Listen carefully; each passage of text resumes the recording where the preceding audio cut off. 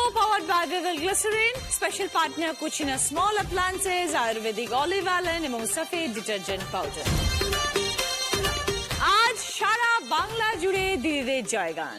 এই মঞ্চে এসে বলা তাদের গল্প আমাদেরকে অনুপ্রেরণা দেয়, উদ্বুদ্ধ করে আরো হাজার হাজার মেয়েকে যারা আকাশ ছোঁয়ার স্বপ্ন দেখে, নতুন করে বাঁচতে শেখে, একদিন তারাও জয় হাসিল করে। আজকে এমনই চারজন দিদির সাথে আমরা গল্প করব, শুনবো তাদের গল্প। ডেকে নেব সবাইকে।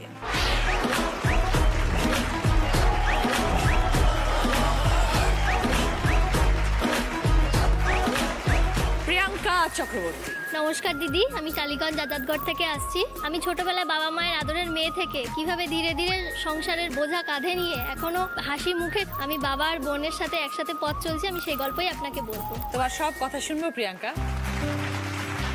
সোমা সেনগুপ্ত। নমস্কার দিদি, আমি বেথুয়াডাওয়ারি থেকে আসছি। সবার জীবনে একটা ইনিংস থাকে, তো আমি আমার ফার্স্ট ইনিংসটা হেরে গেছি, তো আমার জীবনে সেকেন্ড ইনিংসটা আমি কেমন করে সুখে শান্তিতে আছি সেই গল্প আজ তোমার সাথে শেয়ার করতেছি। ইন্টারেস্টিং গল্প শুনবো। আমরা সুষমা পণ্ডিতের সাথে পরিচয় করব, কিন্তু আগে দেখে নেব যে আমাদের সুষমা দি আজ কোথা থেকে এসেছে। পশ্চিম মেদিনীপুর ঘাটালে ছিল দিদি নাম্বার 1 এর গ্র্যান্ড অডিশন।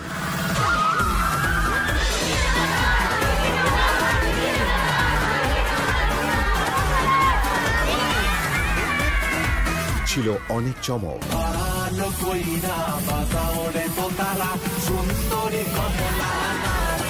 দেখা যাক আজ ঘাটালের কোন দিদির ইচ্ছে পূরণ হবে এই মঞ্চে। ঘাটালে হয়েছিল দিদি নাম্বার 1 এর গ্র্যান্ড অডিশন। কাতারে কাতারে লোক সেখানে পৌঁছে গিয়েছিল। তার মধ্যেই অডিশন দিয়ে আমার মঞ্চে সরাসরি এসেছেন সুষমা পণ্ডিত। কি করো তুমি? আমি মাছ চাষ করি। প্রচুর টাকা তোমার? না দিদি, মধ্যবিত্ত ফ্যামিলিতে এখন জয়েন করেছি। খুব গরিব থেকে মাঝারি হয়েছি। কষ্ট করে জীবনে বড় হয়েছে না? খুব ভালো, খুব ভালো। গল্প শুনবো তোমার। রাধা পোদ্দার। নমস্কার দিদি, আমি হিমমটর থেকে এসেছি। আমার নিজের মেয়ে হারিয়ে আমি কিভাবে 25 জনের মা হয়ে উঠেছি সেই গল্পই আমি তোমার সাথে করবো, দেখে শুনবো তোমার কথা। সবাইকে নিয়ে শুরু করছি আমাদের প্রথম রাউন্ডের খেলা।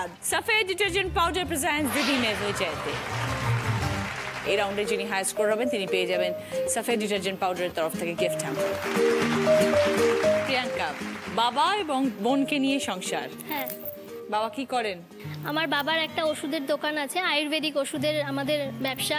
আমি বাবার সাথে বাবাকে সাহায্য করি। আমি আর বাবা দুজনে একসাথে বিজনেসটা চালাই। তোমাদের আয়ুর্বেদিক ওষুধের ব্যবসা? হ্যাঁ। সেটাই বাবার পুরনো ব্যবসা? 3-4 বছর হবে, খুব পুরনো না। আমি যখন ক্লাস 4-এ পড়ি তখন আমার একটা ছোট বোন হয়। তারপর হঠাৎ করে আমি যখন আস্তে আস্তে বড় হই, ক্লাস 6-এ আমার মা তখন অসুস্থ হয়ে পড়লো। তারপরে 1 বছর বাদে থেকে মা আরো অসুস্থ হয়ে গেল। তখন থেকেই আমাকে সংসারের দায়িত্বটা কাঁধে নিতে হয়েছে। আমি তো তখন অনেক ছোট, আমারও পড়াশোনা আছে, সাথে ছোট একটা বোন তখন আরো ছোট। আমার আর আমার বোনের মধ্যখানে 8 বছরের গ্যাপ আছে। ও অনেকটাই ছোট তখন ওকেও মানুষ করার দায়িত্ব। তখন তুমি নিজে কত ছোট? আমি তখন ক্লাস 10-এ পড়ি। আমি যখন 2012 সালে আমি উচ্চ মাধ্যমিক দিয়েছি, আমার মা ঠিক তার আগে 2011 24শে ডিসেম্বর উনি আমাদের ছেড়ে চলে গেছেন।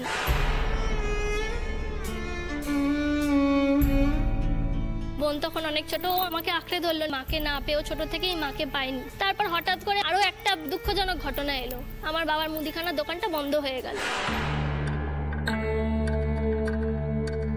আমার বাবার যেখানে দোকান ছিল ওখানে একটা ফ্ল্যাট প্রমোটিং হবে, তাই জন্য ওরা বলেছিল দোকানটা বন্ধ করে দিতে হবে। আর আমার বাবার পাশে আলাদা করে কিছু বিজনেস ছিল না। সেই সময় তো আমরা খুব কষ্টে জীবন চালিয়েছি দিদি। বাবা আস্তে আস্তে সাইডে ছোটখাটো বিজনেস করছিল। করার পর একদিন বাবা বলল যে একটা আয়ুর্বেদিক ওষুধের এরকম অফার এসেছে, জয়েন করলে কিরকম হয়। তাই বললাম করো, কিছু তো করতে হবে, না করলে আমরা কি করে বাঁচবো। তো বাবা সেটা জয়েন করলো। জয়েন করার পর আয়ুর্বেদিক ওষুধের কোম্পানি, সেখান থেকে একটা আইউটলেটের ডিলারশিপ নিলাম আমরা। নিয়ে ওটাকে ঘরেই শুরু করলাম বিজনেসটা। আমাদের একটা ঘরে বোন আমি বাবা থাকি। সেই সময় বিজনেসটা বাড়িতে স্টার্ট করলাম। বছর মতন বাড়িতে ছিলাম। বাড়িতে অনেক লোকের যাতায়াত হতো, একটা ঘরে তো অসুবিধা হবেই। তো বাবাকে বললাম তুমি আস্তে আস্তে একটা দোকান নাও, দোকান নিলে জিনিসটা ব্যবসাটা পুরোটা আলাদা হবে, ঘরটা পুরোটা আলাদা হবে। তো দেখো, আয়ুর্বেদিক ওষুধের একটা বেসিক একটা জানা খুব দরকার যে কোন রোগের জন্য কিরকম ধরনের ওষুধ, কারণ একদম অন্য ধরনের একটি ওষুধ। হোমিওপ্যাথি আয়ুর্বেদিক আর অ্যালোপ্যাথির মধ্যে অনেক তফাৎ। অনেকটা সেই ব্যাপারে তোমার নলেজ ছিল? বাবা জয়েন করার পর আস্তে আস্তে আমি বাবার সাথে কিছু মিটিং অ্যাটেন্ড করেছি, কিছু প্রোডাক্টের ডেমোস্ট্রেশন যেই মিটিংয়ে হয় সেই মিটিংগুলো অ্যাটেন্ড করেছি, জানতে চেষ্টা করেছি। সেই সাথে বাবার সাথে সাথে গিয়ে গিয়ে ওষুধের ট্রেনিং নিতাম, কোন রোগের কি ওষুধ দিতে হবে সেগুলো সব নিয়েছি। নিয়ে দিদি আজকে একটা দোকান করেছি। দোকান নেওয়ার পর দোকানে আমরা এখন ফ্র্যাঞ্চাইজি নিয়েছি, আউটলেটের থেকে আরো বড়। সেই দোকানে আমি বাবা দুজন মিলে ব্যবসা করি। সেখানে কি শুধু আয়ুর্বেদিকের ওষুধ শুধু পাওয়া যায়? আয়ুর্বেদিকের ওষুধ পাওয়া যায়, আমাদের সব ধরনের ওষুধ পাওয়া যায়। দোকানটা পুরো নিজেই সামলাচ্ছ এখন? দোকান আমাকে নিজেকে সামলাতে হয়, কারণ বাবা এই ওষুধের ক্ষেত্রে আমাদের তো নেটওয়ার্কিং সিস্টেম, অনেক জায়গায় মিটিং থাকে, সেই জায়গায় বাবাকে যেতে হয়। আবার কখনো আমি যাই, বাবা গেলে আমি বসি, আমি গেলে বাবা বসে। দুজন মিলে এইভাবে ব্যবসাটা চালাচ্ছি। বোনকেও দেখছি, বোন এবার মাধ্যমিক দেবে সামনে বছর। বোনের তোমার পড়াশোনা কি হলো? আমি এখন গ্র্যাজুয়েশন করছি। তাহলে প্রিয়াঙ্কা জীবনে অনেক কষ্ট করে বাবার পাশে দাঁড়িয়ে আছো এবং বোনের পাশেও তুমি মা হয়ে রয়েছো। অনেক কঠিন পরিস্থিতির সম্মুখীন হয়েছে জীবনে। হাসি মুখে এগিয়ে যাও। তোমার এই দোকানের জন্য আমার অনেক শুভেচ্ছা, বোনের জন্য অনেক শুভেচ্ছা। বাবাকেও ভালো করে রাখবে, সাবধানে রাখবে। থ্যাংক ইউ দিদি। আমরা খেলা শুরু করব, দেখবো সকলের জন্য কি খেলা আসছে।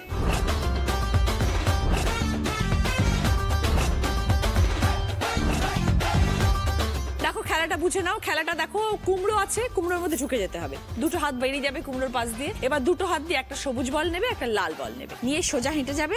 তো একটা ঝুড়ি আছে, সেই ঝুড়িটার মধ্যে সবুজ বলটা লাল বলটা রাখতে হবে। টাইম হচ্ছে 30 সেকেন্ডস। এই 30 সেকেন্ডসের মধ্যে কে সব থেকে বেশি সংখ্যায় বল রাখতে পারে ঝুড়ির মধ্যে, যে সব থেকে বেশি বল কালেক্ট করবে সে 20 পয়েন্ট, তারপর 15 point, 10 point, 5 point.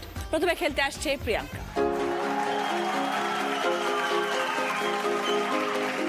Ready Priyanka, start.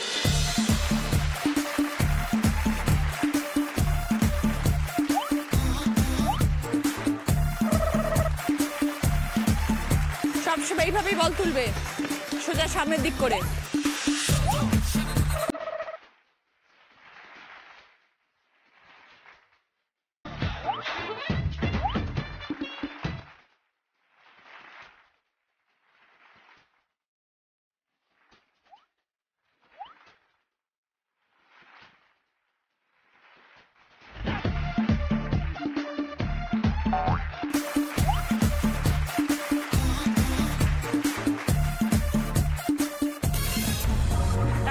Time up দিও না। প্রিয়াঙ্কা 30 সেকেন্ডসে 9টা বল কালেক্ট করেছে। সোমা ফার্স্ট ইনিংসে হেরে গিয়ে সেকেন্ড ইনিংস শুরু করেছো। আমি তো বেথুয়াতেই থাকি, ওখানে ছোট থেকে বড় হওয়া। বাবার একমাত্র সন্তান আমি। যখন আস্তে আস্তে ধীরে ধীরে বড় হয়ে দিদি, তারপর যেরকম হয় একটা মেয়ের জীবনে একটা ভালোবাসা, প্রেম, সেরকম আমার জীবনেও এসেছিল। বিয়েও হয়। তখন স্কুল পড়াশোনা শেষ হয়ে গেছিল? না না, চলছিল। আচ্ছা। হ্যাঁ, তখন 12-এ পড়ি আমি। একদমই অল্প বয়স। বাবা দেখলো একটাই মেয়ে, যখন করেই ফেলেছে ভুল, আর তো কিছু করার নেই, তো বাবা মাও মেনে নেয়, সবকিছুই ঠিকঠাক। বাবা মাকে না জানিয়ে বিয়ে করেছিলে? হ্যাঁ। পালিয়ে গিয়ে? হ্যাঁ। তারপর দিদি আস্তে আস্তে আস্তে আস্তে ওরা বলে কি যে তুমি তো একটাই মেয়ে, আমার এরকম ব্যবসাটা একটু ডাউন চলছে, তা তোমার বাবাকে বলো একটু কিছু হেল্প করতে। বাবা বলছে ঠিক আছে, আমার তো একটাই জামাই, কেই বা নেবে, সব কিছুই তো ঠিক আছে, করছি। একবার হলো দিদি, দুবার হলো, কিন্তু বারংবার জিনিসটা হয়ে যাচ্ছে। এরকম হতে হতে হতে হতে একটা সময় আসে কি সম্পত্তি, মানে আমার টোটাল সম্পত্তিটা ওকে দিয়ে দিতে হবে। সেই সময়টা আমি রুখে দাঁড়াই দিদি। যখন দিদি আমি এটা রুখে দাঁড়াই, তখন আমার ওপর মানে যে অত্যাচারটা হচ্ছিল টুকটুক টুকটুক করে, সেটা চরম মাত্রায় বেড়ে যায়। এমনও দিন আসে একটা সময় 12 দিন আমাকে খেতে দেওয়া হয় না, একটা ঘরের মধ্যে আটকে রাখে।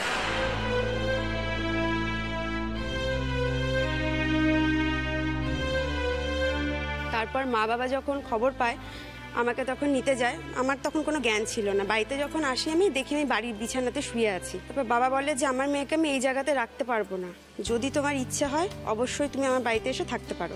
তারপর ও আসে, এসে থাকে, এর মধ্যে আমি কনসেপ্ট করি। কিন্তু ওর কোনো না রেসপন্স ছিল না ব্যাপারটায়, মানে খুশি ছিল না। এরপর যখন ডেলিভারি হয়, যখন দেখে যে বাচ্চাটা মেয়ে হয়, তখন একেবারেই চেঞ্জ। মেয়েটাকে দেখতেও আসেনি হসপিটালে।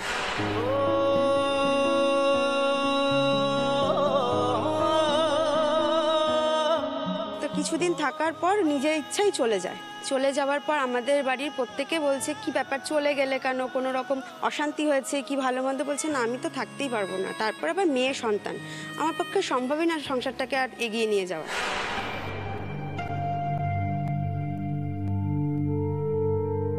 তাই আমি বললাম আজকে আমি মেয়ে মেয়ে সন্তান জন্ম দিয়েছি বলে তুমি আমাকে ছেড়ে চলে যাচ্ছ? তো বলছে যদি তাই ভাবো তাই। আমি আর দ্বিতীয় কোনো প্রশ্ন তাকে করিনি, না করাতে মিউচুয়াল ডিভোর্স আমরা করি। আমি ওর কাছ থেকে কোনো ক্লেমও করিনি। তো তখন মেয়ে আর আমার ছোট্ট একটা দুনিয়া, আর এর মাঝে মা বাবা, ব্যাস আর কিছু নেই। ভালোই চলছিল, ভালোই ছিলাম। তারপর আমার বর্তমান যে হাজবেন্ড এখন, সে একদিন আমাকে রাস্তায় দেখার পর আমাকে পছন্দ হয়। কিন্তু আমার দিদি মনে মনে খুব ভয় হতো একটাই, যে ম্যাক্সিমাম ক্ষেত্রে দেখি কি সেকেন্ড ম্যারেজে হাজব্যান্ড ওয়াইফ ঠিক আছে, সাফার করতে হয় বাচ্চাটাকে। তা আমি ওকে বলেছিলাম যে ও আমার জীবন, একদম চোখের মণি, মানে ও ছাড়া আমি কিন্তু থাকতে পারবো না। আজ তুমি বিয়ে করছো, কাল বলবে যে তোমার বাচ্চাটা আমার কাছে বোঝা হয়ে যাচ্ছে, বাপের বাড়িতে রেখে এসো। আমি কিন্তু বিয়ের পিড়িতে তাহলে বসাটা সম্ভব না। আর এদিকে মা বাবা খুব প্রেশারাইজ করতো যে আমরা চলে যাওয়ার পর তোর তো আর কেউ নেই, যেহেতু ভাই বোন আর কেউ তো নেই, তুই একটা সংসার কর, তুই নিজের জীবনটাকে আবার এগিয়ে নিয়ে চল। তো মানুষটার মধ্যে কি পেলে সোমা যে মনে হলো না আবার জীবনটা এগোনো যায়? খুব ইনোসেন্ট মনে হয়েছিল আমার ওকে প্রথম দেখাতেই, যে না আমাকে যতটা ভালো রাখবে আমার মেয়েকে তার দ্বিগুণ ভালো রাখবে। তা দিদি বিশ্বাসটা সত্যিই আমার মানে বিশ্বাসেই পরিণত হয়েছে। আমাকে যতটা না ভালোবাসে, মেয়ে হচ্ছে ওর জীবন, একদম মেয়ে স্থান আগে, তারপরে সবকিছু। বর না হয় তোমাকে সেইভাবে মেনে নিয়েছে, শ্বশুর বাড়িতেও দিদি তাই। শ্বশুর বাড়িতে তো মেয়ে হচ্ছে সবার চোখের মণি। মানে প্রথমে যেরকম এতটা দুঃখ পেয়েছিলাম দিদি, এতটা কষ্টে জীবনটা কেটেছে, দ্বিতীয়বার এসে যে মানে আমি এত সুখ পাবো দিদি আমি কখনো ভাবিনি, এত শান্তি পাবো কখনো ভাবিনি। মেয়ে এখন কত বড়? মেয়ে 7 বছর দিদি। ওই যে মেয়ে এসছে, বসে আছে, হাজবেন্ডও এসছে দিদি। তখন মনের মধ্যে কি হয়েছিল প্রসেনজিৎ, যখন তুমি প্রথম শুনলে যে সোমা ডিভোর্সি, সোমা মা এবং তোমার পরিবার আছে, তারা অ্যাকসেপ্ট করবে কিনা সোমাকে? আসলে আমি স্টুডেন্ট লাইফ থেকে ওকে ভালোবাসতাম, সেটা ও জানতো না। কিন্তু ওর বিয়ে হয়ে গেল অন্য জায়গায়, তুমি আর বলতেই পারলে না? না, পারিনি তো। আমি একজনকে বলেছিলাম, সে বলেছিল লাইন বিজি আছে, এখন চেষ্টা করিস না।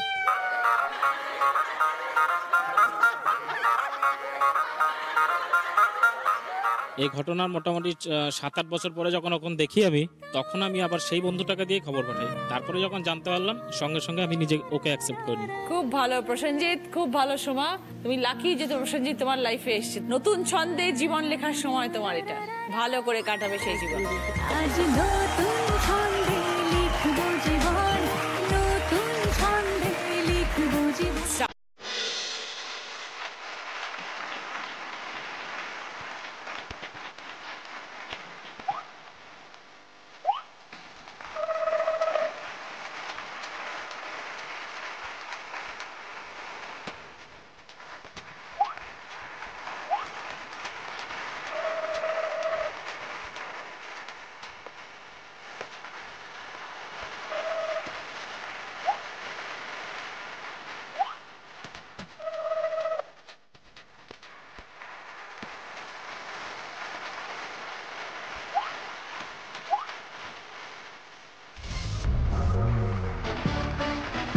সোমা 30 সেকেন্ডে 8টা বল কালেক্ট করেছে।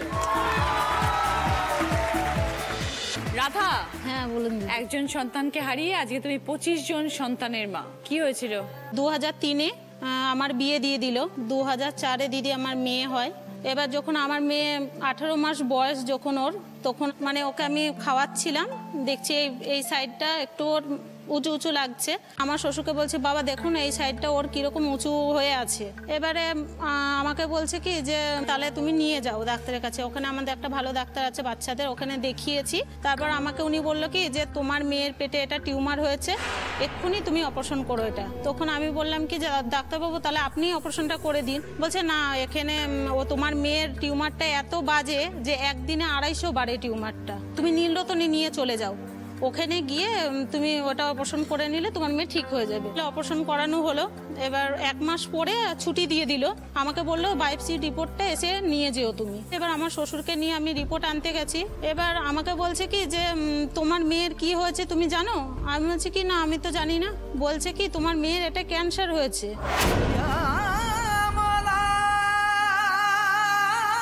এবার আমাকে বললো কি তুমি ও যতদিন বাঁচবে তুমি বাড়ি নিয়ে চলে যাও ওকে, তবু তুমি ওকে হাতে ধরে মানে আদর করতে পারবে, ওকে ধরতে পারবে। আমি বললাম ঠিক আছে। বলছে তবু তোমার মেয়ে 12 বছর অবধি বাঁচবে, এর বেশি বাঁচবে না।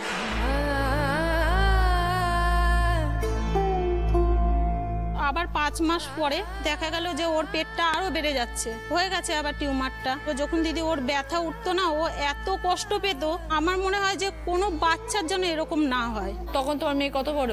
তখন আমার মেয়ে 2 বছর বয়স। ওরে বাবা রে!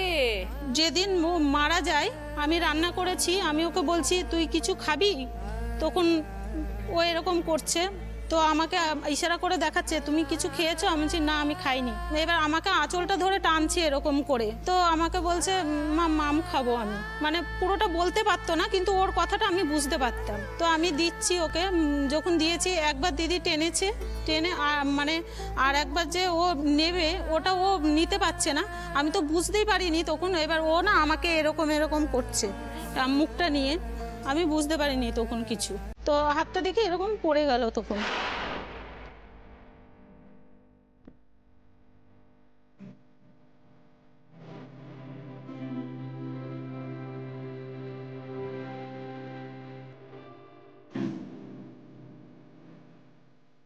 তারপরে আমার ছেলে যখন 2007-এ তো ওর সাথেও হয়, ওর 6 বছর যখন দিদি বয়স হয়, তখন আমি বলছি কি আমাকে কিছু করতে হবে যাতে আমি এটা ভুলে থাকতে পারি। এক জায়গায় রাখির কারখানা আছে, আমি ওনার সাথে গিয়ে কথা বললাম, আমি বললাম কি দাদা এরকম রাখি নিলে আমাকে দেবেন? তখন বললো কি যে হ্যাঁ তুমি করতে পারো, কিন্তু এ সপ্তাহে তোমার 100 কুরুশ মাল করতে লাগবে। তখন আমি মালটা নিয়ে এলাম সবাইকে দেখিয়ে মালটা, তখন সবাই বললো যে মালটা অনেক সোজা আছে, পয়সাও ভালো আছে, তো করব।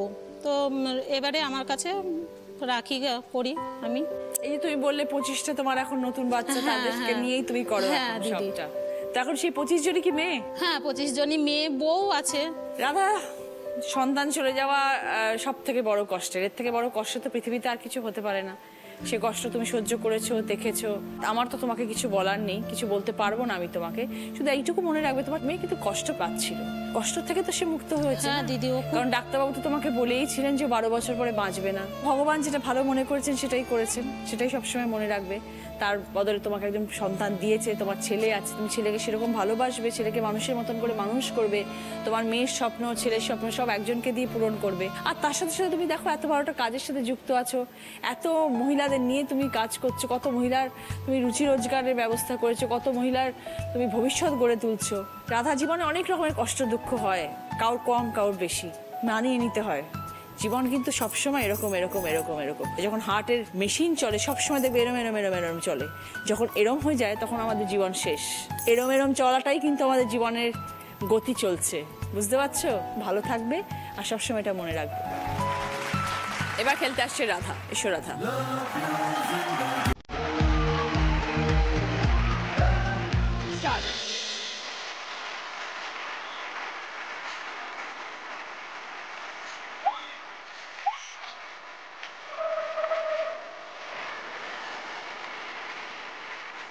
ঠিক করে রাখো, বাইরে ফেলো না। চলো তাড়াতাড়ি।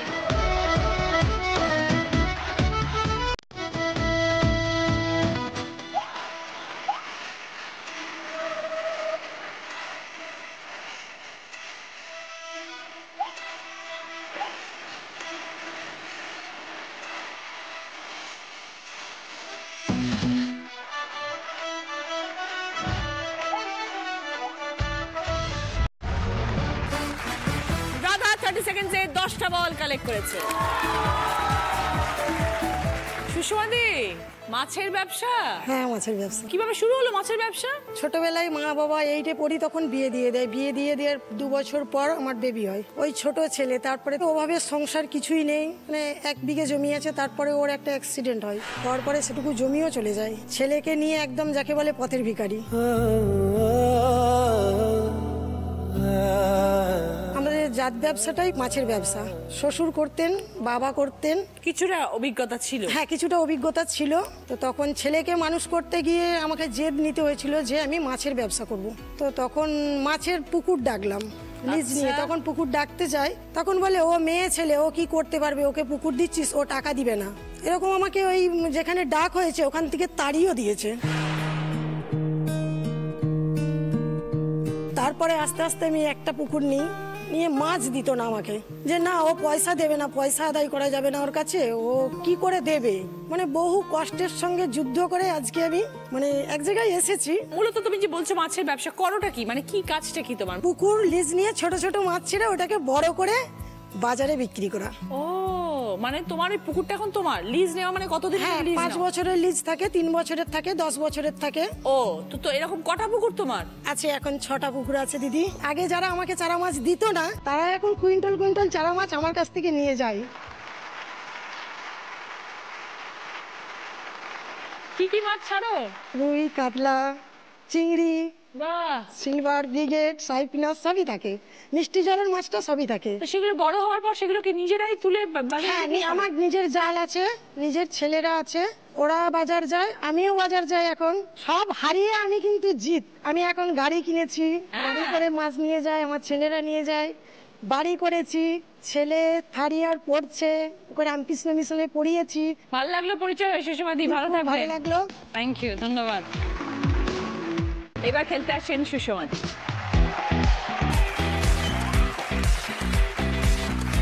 স্টার্ট।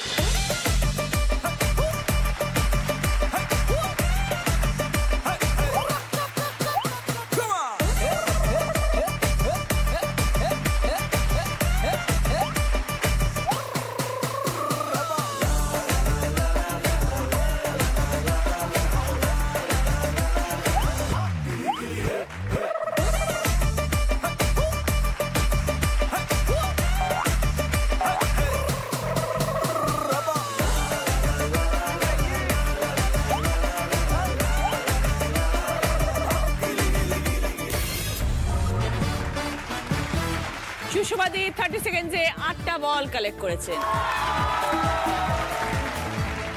এই রাউন্ডে high scorer Radha 20 points. Second পজিশনে আছে প্রিয়াঙ্কা 15 পয়েন্টস। থার্ড পজিশনে দুজন সোমা এবং সুষমাদির দুজনেই 10 পয়েন্টস। রাধার পছন্দ টিভি ক্যাবিনেট, প্রিয়াঙ্কার পছন্দ পুষ্পা ফার্নিচার তরফ থেকে ড্রেসিং টেবিল। পুষ্পা ফার্নিচার, যত্ন থাকুক সবকিছু। সোমার পছন্দ 5.1 অডিও স্পিকার। সুষমাদির পছন্দ জুসার। এই রাউন্ডে হাই স্কোরার রাধার জন্য সফেদ ডিটারজেন্ট পাউডার তরফ থেকে গিফট হ্যাম্পার। মদ্রেশাস লাল বাবা রাইসের তরফ থেকে বাসমতি চাল সকলের জন্য। এই রাউন্ডে হাই স্কোরার রাধার জন্য রয়েছে এবার একটা বোনাস খেলা এবং একটা বোনাস গিফট পাওয়ার সুযোগ। বোনাস গিফট হচ্ছে 190 লিটারের ডাবল ডোর রেফ্রিজারেটর। দেখো এখানে 8টা স্টেপ, 1 2 3 4 5 6 7 8। এই হাতে স্ট্যান্ড, এই তোমার বল, এইভাবে নিয়ে নিয়ে তোমাকে যেতে হবে। 10 সেকেন্ডের মধ্যে তোমাকে ওখানে পৌঁছতে হবে। এটা হাতে নাও, বল পড়ে গেলে কিন্তু খেলা শেষ। তোমাকে মাথায় রাখতে হবে যদি ফ্রিজ পেতে হয় তাহলে কিন্তু এই খেলা সম্পূর্ণ করতে হবে। স্টার্ট রাধা। আস্তে আস্তে, টাইমার। মাত্র 1 স্টেপের জন্য ডাবল ডোর ফ্রিজটা হাতছাড়া হয়ে গেল। ভালো কইরা বাজা ঘোত তারা সুন্দরী কমলা নাচে। আহা ভালো কইরা বাজা ঘোত তারা সুন্দরী কমলা নাচে। আহা সুন্দরী কমলা, সুন্দরী কমলা চরণে নূপুর রিনি ঝিনি কইরা বাজে রে। ভালো কইরা বাজা কত তারা সুন্দরী কমলা নাচে। সুন্দরী কমলা পরনে সারিয়া হাত ওই দেহে ঝলমল করে রে। সুন্দরী কমলা, সুন্দরী কমলা নাকে নোলক টলমল কইরা দোলে রে। ভালো কইরা বাজা কত তারা সুন্দরী কমলা নাচে। আহা ভালো কইরা বাজা কত তারা সুন্দরী কমলা নাচে। আহা ভালো কইরা বাজা কত তারা সুন্দরী কমলা নাচে।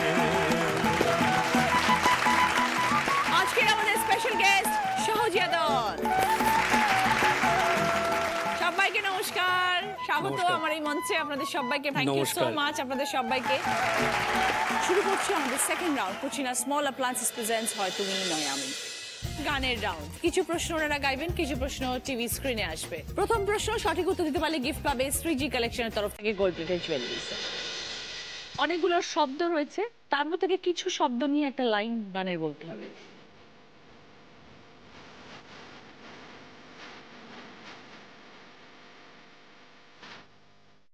বলো সুষমা। সোহাগ চাঁদ বদনে তুমি নাচতে দেখি। 5 পয়েন্টস। সঙ্গে শ্রীজি কালেকশনের তরফ থেকে গোল্ড প্লেটেড জুয়েলারি সেট।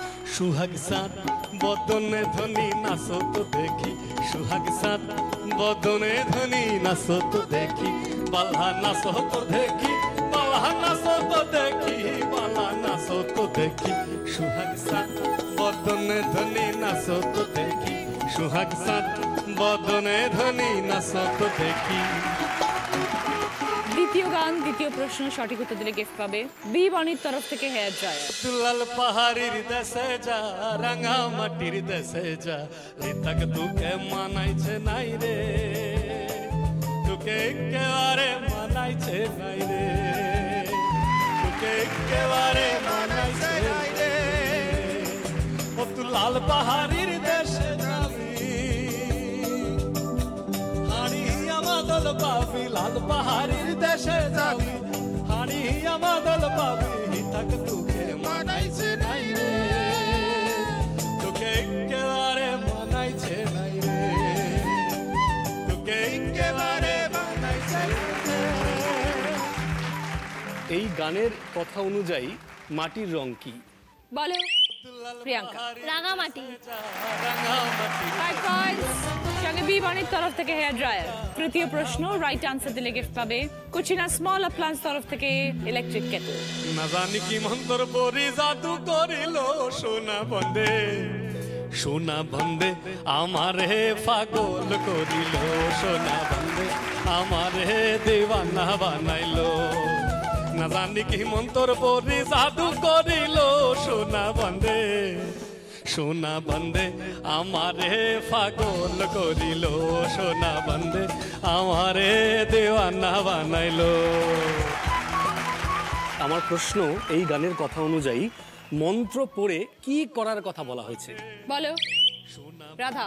পাগল না, করিল সোনা বন্দে আমারে কি হতো উত্তরটা? জাদু। জাদু। না জানি কি মন্ত্র পড়ি জাদু করিল সোনা বন্দে। -5 রাধা। 4 নম্বর গানের প্রশ্ন সঠিক উত্তর দিলে গিফট পাবে আদি অক্ষয়ন কোম্পানির তরফ থেকে একটি সুন্দর শাড়ি। অনেকগুলো অক্ষর ঘোরাফেরা করছে, একটা অক্ষরে গিয়ে আটকে যাবে, সেই অক্ষরটা দিয়ে গান শোনা যাবে। সোমা।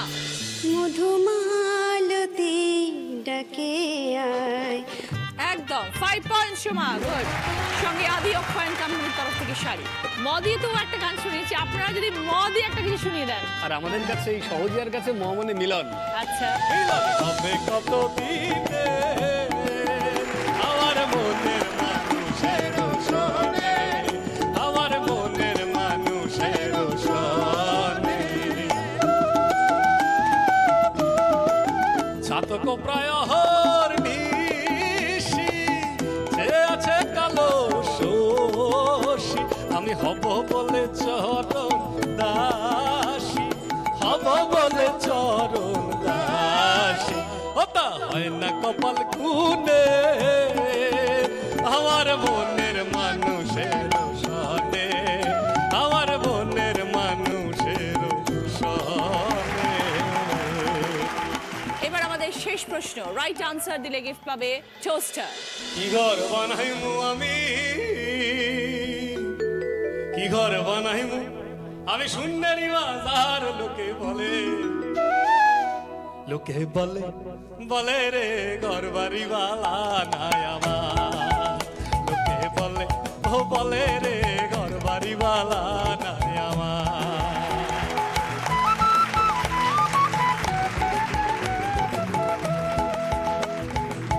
বালা কইরা ঘর বানাইয়া হাইরে কয়দিনই থাকবো আর, হাইরে কয়দিনই থাকবো আর, আয়না দিয়া হাসাইয়া দেখি,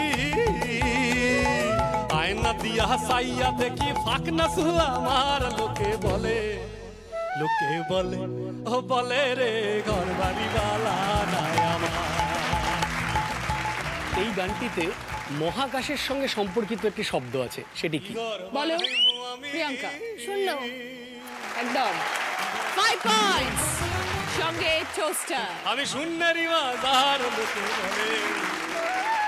শুরু করছি আমাদের third round. Ayurvedic olive oil presents কার দৌড় কত দূর। এই রাউন্ডে যিনি হাই স্কোর হবেন তিনি পেয়ে যাবেন আয়ুর্বেদিক অলিভ অয়েলের তরফ থেকে গিফট হ্যাম্পার। আজকের আমাদের স্পেশাল গেস্ট কন্যাকুমারী। এটা আমাদের হেডফোন রাউন্ড। আপনাদের কানে হেডফোনে গান বাজবে, গান ছাড়া অন্য কিছু শুনতে পাবেন না, কিন্তু যে শব্দগুলো আপনাদের পড়ে শোনাবে শব্দগুলোকে গেস করতে হবে, লিপ রিড করতে হবে। প্রত্যেকটি শব্দের জন্য 2 পয়েন্ট করে পাবেন, সময় 1 মিনিট। প্রিয়াঙ্কা শুরু করব। আয়ুর্বেদিক ওষুধে কোন অসুখ সারে না? প্যার কা বুখার।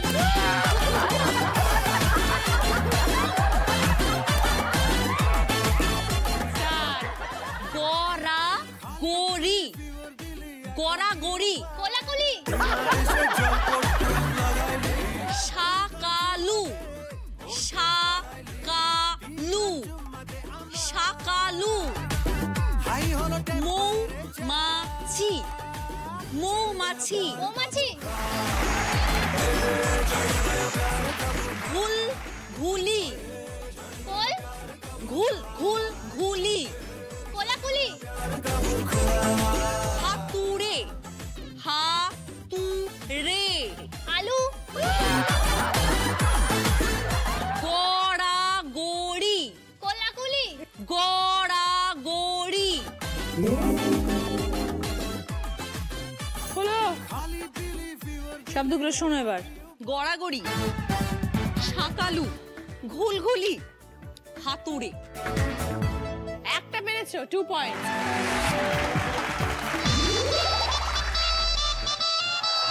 It's 100% love, love, love, love, love. It's 100% জীবনে কি চলছে? 100% লাভ লাভ লাভ লাভ লাভ। It's 100% love. চলো স্টার্ট। পরোটা, পরোটা। পটল চেরা, গুমটি, ঘন্টা, গুমটি। চুপি, কুমড়ি, কপি, হুমড়ি, ঘুড়ি, তোমার প্রেমে দিয়েছি যে চিত পটাং, চিত পটাং, চিটপটাং, 100% লাভ তেলাপিয়া, তেলাপিয়া, পরোটা, বরখজা,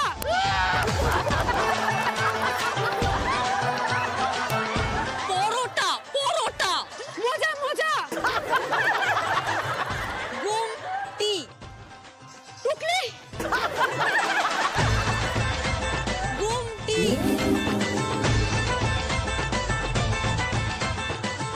বাকি শব্দগুলো শোনো। পরোটা, গুমটি, হুমড়ি। দুটো পেরেছো, 4 পয়েন্টস। রুই কাতলা ইলিশ তো নয়, হায় রে কি যে করি। বাড়িতে সারাদিন কি আলোচনা করো? রুই কাতলা ইলিশ তো নয়, হায় রে কি জল করি। হায় রে কি যে করি। চলো স্টার্ট। আলতা, আলতা, উঠল যে জল করি। কাতলা, কাতলা, কাতলা, রুই কাতলা ঝগড়া, চরকা, ঝগড়া, ঝগড়া। জানলাম চদলা, উঠল যে জল করি, উঠল যে জল করি। ট্যাংরা, আড্ডা হাড্ডি, ট্যাংরা। পুকুর, পুকুর, ঝগড়া, চরকা, ঝগড়া, চটকা, ঝগড়া।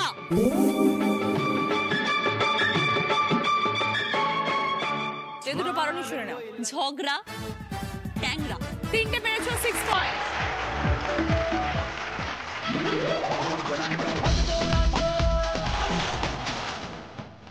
রাখি কি বানাতে বানাতে কি বলো? বলে যদি ডিস্কো না দেয়, ডিস্কো দেখে পরে দেন।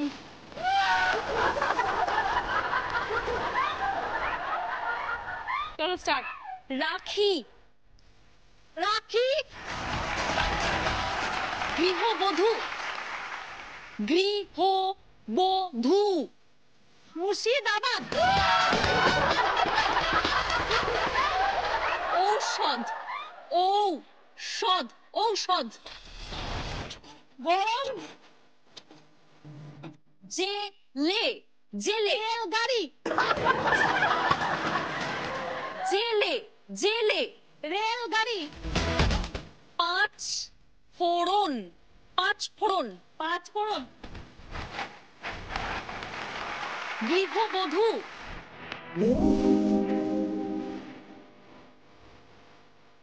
এই তিনটে পারোনি, শোনো।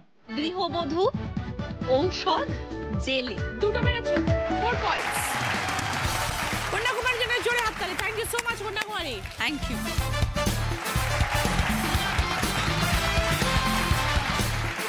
এই রাউন্ডে হাই স্কোর সুষমাদি 6 পয়েন্টস। আয়ুর্বেদিক অলিভ অয়েলের তরফ থেকে গিফট হ্যাম্পার সুষমাদি। ওকে। ভদ্রেশ্বর লাল বাবা রাইসের তরফ থেকে গ্রসারি আইটেম সুষমাদি। সেকেন্ড পজিশনে আছে দুজন, সোমা এবং রাধা, দুজনেই 4 পয়েন্টস। রুটি মেকার। ওকে, সোমার পছন্দ রুটি মেকার, রাধার পছন্দ ওয়াফল মেকার। থার্ড পজিশনে আছে প্রিয়াঙ্কা, 2 পয়েন্টস। প্রিয়াঙ্কার জন্য বয়ামের সেট। শুরু করছি আমাদের শেষ রাউন্ড। ভিভেল গ্লিসারিন প্রেজেন্টস বুদ্ধিতে বাজিমান। এই রাউন্ডে যিনি হাই স্কোর হবেন তিনি পেয়ে যাবেন ভিভেল গ্লিসারিনের তরফ থেকে পুরো শীতকালের জন্য গিফট হ্যাম্পার।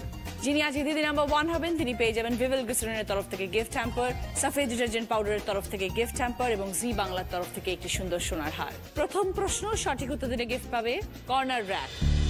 আল, মা আর চাল একটা কমন অক্ষর যেটা তিনটের মধ্যে যেখানে ইচ্ছে বসালে আমরা তিনটে অর্থপূর্ণ শব্দ পাবো।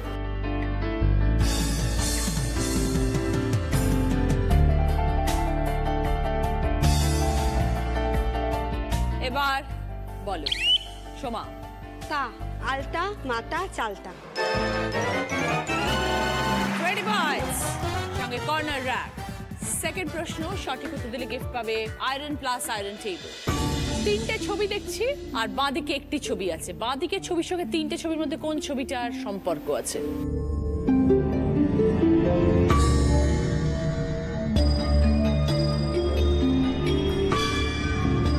এবার বলো সোমা। নারকেল মালা। একদম। 20 পয়েন্টস। সঙ্গে iron plus iron table. Third প্রশ্ন রাইট আনসার দিলে গিফট পাবে জি বাংলা প্রাপ্তির তরফ থেকে শাড়ি।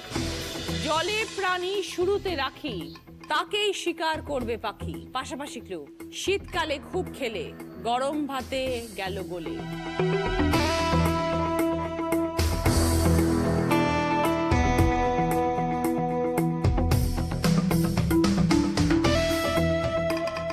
এবার বলো সোমা।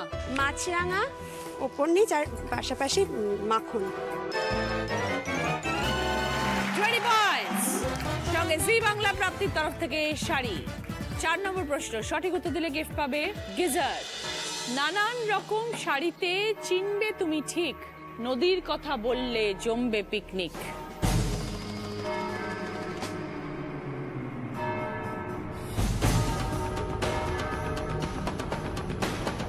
এবার বলো প্রিয়াঙ্কা।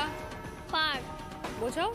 শাড়ির পাড়, মানে শাড়িতে পাড় থাকে আর নদীরও পাড় থাকে, নদীর পাড়েই আমরা পিকনিক করতে যাই। 20 পয়েন্টস। সঙ্গে গিজার। এবার শেষ প্রশ্ন 5 নম্বর প্রশ্ন সঠিক উত্তর দিলে গিফট পাবে কিচেন চিমনি। শেষ প্রশ্নের জন্য 30 পয়েন্টস, ভুল করলে মাইনাস হবে 20 পয়েন্টস। শেষ প্রশ্ন, এরপরে পেয়ে যাবো আমাদের আজকের উইনারকে, আজকে দিদি নাম্বার 1।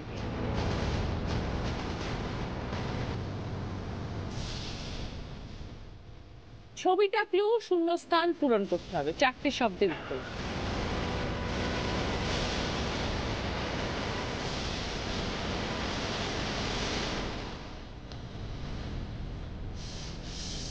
এবার বলো সুষমাদি। পান থেকে চুন খোসা। সুষমাদি বলছেন পান থেকে চুন খসা। যদি সঠিক হয় তবে 30 পয়েন্টস।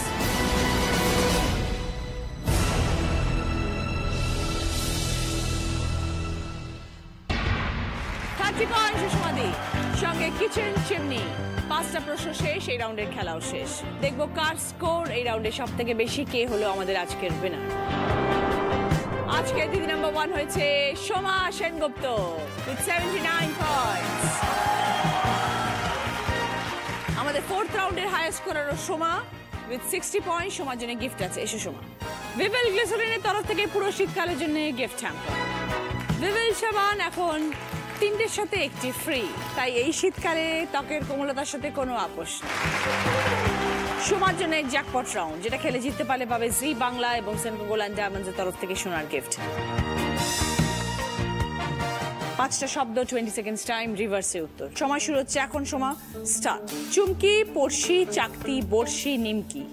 নিমকি, বড়শি, চাকতি, তুলসী, আর একটু ভুলে গেছি। একদম হজরলা। 3টে ঠিক হয়েছিল, নিমকি, বড়শি, চাকতি অব্দি ঠিক ছিল, তারপর দুটো ভুলে গেছে। তারপরে ছিল মনেই ছিল না, পড়শি আর চুমকি। মেমেন্টো, প্রিয়াঙ্কা তোমার, রাধার, সুষমাদের উইনারের ট্রফি পাচ্ছে সোমা। দিদি নাম্বার 1-এর ব্যাচ, নাম্বার 1-এর স্যাশে, জি বাংলার তরফ থেকে সোনার। ভিভেল গ্লিসারিনের তরফ থেকে গিফট হ্যাম্পার। সাফাই ডিটারজেন্ট পাউডারের তরফ থেকে গিফট হ্যাম্পার। ডাচ বেকের তরফ থেকে কেকস এবং কুকিজ সকলের জন্য। বাঞ্ছারামের তরফ থেকে মিষ্টির গিফট হ্যাম্পার, মিষ্টি মানেই বাঞ্ছারাম।